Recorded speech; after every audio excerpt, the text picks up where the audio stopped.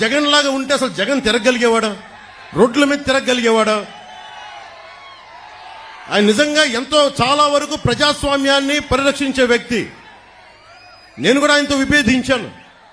నన్నేమో ఆపలేదు, ఎక్కడ నాకే పోలీస్ ప్రొటెక్షన్ తగ్గించలేదే, నాకెక్కడ పర్మిషన్ డినై చేయలేదే. అందుకే నాకు ఆయనంటే గౌరవం. ప్రతి నాయకుడికి ఇంకోళ్ళకి విభేదాలు ఉంటాయి పాలసీ పరంగా, అవి ప్రజలకు సంబంధించి తప్ప ఏ రోజు కూడా ఆయన కూర్చొని అప్రజాస్వామికంగా ఆయన ప్రవర్తించాల. జగన్ ఈ రోజు కూర్చొని మేము రోడ్ల మీదకి రావాలంటే అన్ని ఆంక్షలు పెడతాడు, అతనే కొట్టుకొని మా మీద నెపం పెడతాడు. ఇంకొకసారి జగన్ని మీరు కేవలం వచ్చే ఎన్నికలు కాదు, రాజకీయాల్లో అతను పక్కన పెట్టకపోతే ఆంధ్రప్రదేశ్ కాదు దేశానికి కూడా ఇలాంటి నాయకులు చీడ పురుగులు. మీరు దయచేసి బలంగా పెట్టుకోండి. మీరు గనుక బయటికి వచ్చి బలంగా ఈ రోజున చిన్న చిన్న ఉత్సాహం కాదు, పాలపొంగులకు రాకుండా నిజంగా లోతుగా అధ్యయనం చేయండి. మీ భవిష్యత్తు ఇది. నా భవిష్యత్తుకి ఇబ్బంది లేదు, చంద్రబాబు గారి భవిష్యత్తుకి ఇబ్బంది లేదు, ఆయన కుటుంబానికి ఇబ్బంది లేదు. కానీ ఇన్ని కోట్ల మంది ప్రజల భవిష్యత్తుని ఒకళ్ళు బాధ్యత తీసుకోవాలంటే చాలా కష్టమైన పని. మా సైజులు మేము తగ్గించుకున్నాం. చంద్రబాబు గారు దాదాపు ఎన్డీఏ కన్వీనర్గా ఉండి, జాతీయ స్థాయిలో ఎన్డీఏ కన్వీనర్గా ఉండి ప్రభుత్వాలు నడిపి కేంద్ర ప్రభుత్వానికి కీలకమైన వ్యక్తిగా ఉండి ఈ రోజున తగ్గి ఆయనకి ఎమ్మెల్యేలు కుదించుకొని తగ్గించుకొని వచ్చారు. అలాగే నాకు కూడా ఓట్ పర్సంటేజ్ పెరిగి కూడా నేను తగ్గించుకున్నాం. మనకి బలమైన బందర్ను కూడా తెలుగుదేశం పార్టీకి వదిలేసాం ఈ రోజున కొల్లు రవీంద్ర గారిని గెలిపించడానికి. దీనికి కారణం ఏంటంటే ఓటు చీలకూడదు. ఎందుకు చీలకూడదు? మీ భవిష్యత్తు కోసం,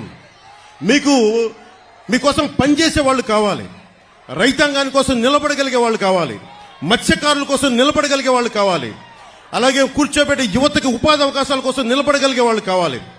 అసెంబ్లీ అంటే బూతులు తిట్టేవాళ్ళు, వ్యక్తిగత జీవితాన్ని నిందించేవాళ్ళు మీ భవిష్యత్తు కోసం ఎప్పుడు ఆలోచిస్తారు? నిజంగా చెప్తున్నాను నేను, మీకోసం మీరు ఊహించుకోండి. ఫస్ట్ టైం అసెంబ్లీలో 5 సంవత్సరాల తర్వాత డిబేట్ చాలా ఆరోగ్యవంతంగా ఉంటాయి.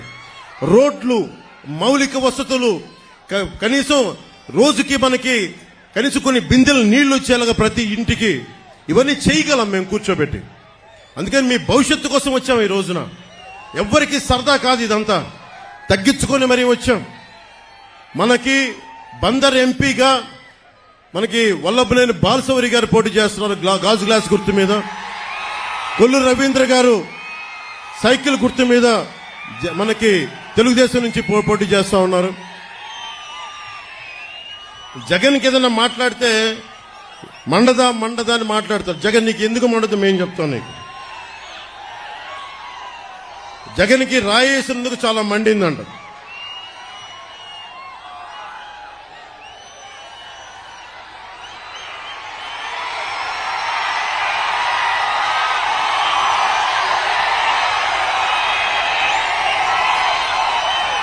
నీకు రాయి తగిలినందుకు ఎంత మండితే నీ పాలనలో ప్రజలకు ఎంత మండిందో చెప్తాం. పోలవరం రాకుండా చేసావు, ప్రజలకి మండదా? రాష్ట్రానికి రాజధాని లేకుండా చేసావు, ప్రజలకి మండదా? అంబేద్కర్ విదేశీ విద్యను ఆపేశావు, దళితులకి మండదా?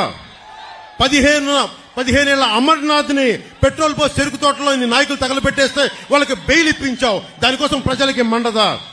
దళిత డాక్టర్ సుధాకర్ ని మాస్క్ అడిగినందుకు పిచ్చోని చేసి చంపితే అది ప్రజలకి మండదా? మనకి డ్రైవర్ ని చంపేసి డోర్ డెలివరీ చేస్తే దళితులకి మండదా? ప్రజలకి మండదా? 30,000 మంది మహిళలు అదృశ్యమైతే ప్రజలకి మండదా? అంగన్వాడీ టీచర్లని కాల్తో తొక్కిస్తే ప్రజలకి మండదా? ఆశా వర్కర్లని అరెస్టులు చేయిస్తే ప్రజలకి మండదా?